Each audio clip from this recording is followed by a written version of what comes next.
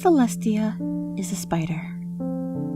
This is the one immutable, immovable principle that the land of Equestria is built upon, that their immortal ruler, on whose 8 shoulders rest the fates of the world and the path of sun, is a giant, 8-legged, 6-eyed spider, twice as tall as a normal pony.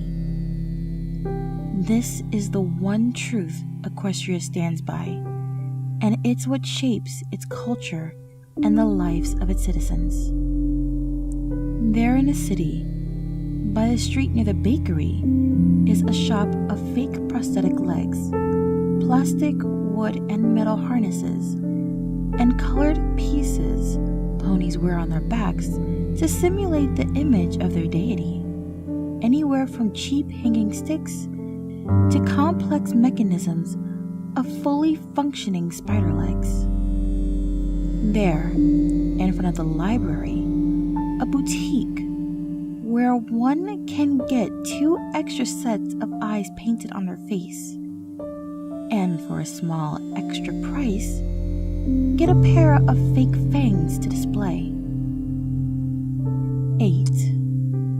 The main streets of the city, as are the legs of the immortal goddess who moves the sun, their structures centered around a center and the connections between them in the shape of a web, their ruler's sacred gift to ponykind.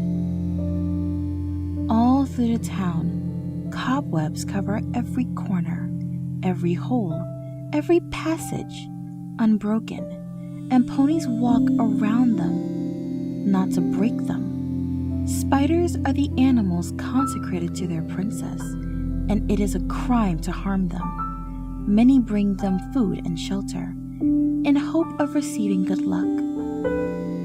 There in the school, foals are thought to worship and respect Celestia the spider, who raises the sun and brings life to Equestria, and they learn of her great powers and of her marvelous adventures. There, at the center of town, is a temple where ponies gather to pray to the spider who rules over the heavens. 8 are the marble columns, and 6 the orbs at the center, of gold or silver or opal, or other precious materials, depending on the town's wealth.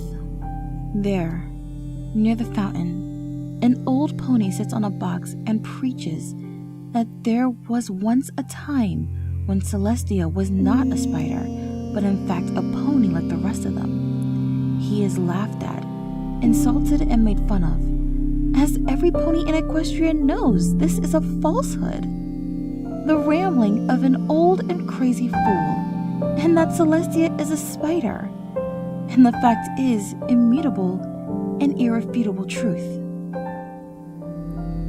In her tower, sealed away from the rest of Equestria, Twilight muses over her books and memories and feels her mind slowly slipping away. Celestia is a spider, they say. Celestia is a spider, they chant. And that is the truth they claim and exclaim and proclaim. And she knows, somewhere deep inside, that was not the truth once. But can she be sure? Celestia has been a spider for so long, centuries, millennia even. Can she trust her memories when all history books state that Celestia is a spider? Does it even matter? And what if she wasn't? Is it not then the next logical step in a pony's ascension? She tried to understand it, to replicate it. She tried, but she failed. Why? It's driving her insane. Her memories conflicting. She sees an image of Celestia staring in a mirror and saying, "It would appear I am, in fact, a giant spider." was it a dream? Was it all a dream? There, on the mountain, is Spider-Lot, the capital. Some claim it once had a different name, but no pony knows of any pony that lived to see its other name. And if Celestia the spider doesn't say so, why should they believe it wasn't always Spider-Lot? Creatures from all around the world come to visit the capital, some hoping to see Celestia the spider, some even hoping she will choose them. There in the capital is a castle, and in the castle are tall windows of stained glass, detailing the major events of the history of Equestria. There, a blue alicorn sits and stares at them, confused and feeling like she forgot something. But the windows clearly show how she turned into a wasp when trying to overthrow her sister and bring forth eternal night. And how could she ever doubt them? There are many more windows about how Celestia, with the help of her not spider sister, defeated discord by wielding the elements of harmony. How before that they faced against Sombra in the Crystal Empire, and how Celestia's incredible powers as a giant spider far outclassed the tyrant. He still sealed the Empire away, with himself once defeated. The Empire then returned, eventually, and was freed thanks to Celestia's student, a very talented pony, Twilight Sparkle, though she never managed to reach her teacher and ascend into spiderhood, remaining a mere alicorn like the divine spider sister. Some say envy drove her insane. The Empire still exists, and its citizens too worship Celestia, the heavenly 8-legged creature who pulls the sun through the skies and grants light to the land. They are not ruled by a spider, but they still have temples dedicated to Celestia.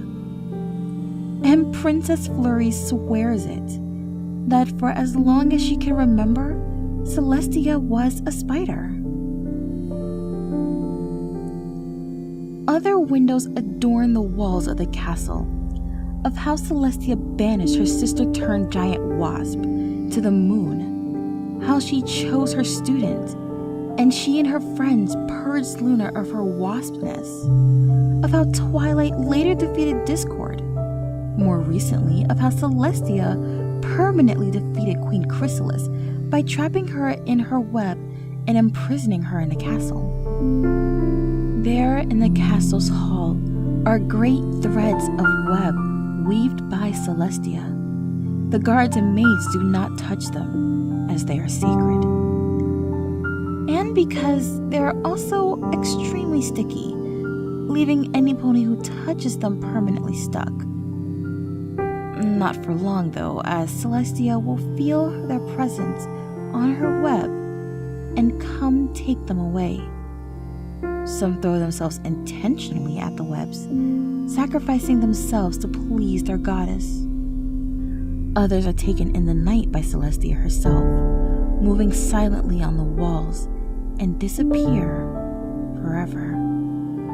No one sees them again or knows where they went, but their disappearances are celebrated with happiness as they were chosen. And it is an honor to be chosen by the spider deity. There, in the library, the access forbidden and impossible for any normal pony thanks to a series of strong webs holding the door shut, are many cocoons hanging from the ceiling. And inside them, the ponies and creatures Celestia has chosen and captured. They are kept alive by food Celestia brings them. And, at their request, She might even bring books or other goods, but she never talks.